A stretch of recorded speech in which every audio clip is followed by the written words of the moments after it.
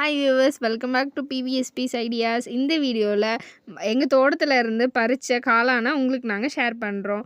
இது எல்லாமே நேச்சுரலாக மழை பெய்கிறப்போ, தண்டர் லைட்னிங் ஆகிறப்போ அப்போல்லாம் வந்து இது நேச்சுரலாக விளையிறது. இது எதுவுமே வந்து நாங்கள் சீட் போட்டு வச்சது அப்போல்லாம் கிடையாது. இது நேச்சுரலாக புல்லில் விளையிறது தான் இந்த மாதிரி மஷ்ரூம்ஸ்லாம்.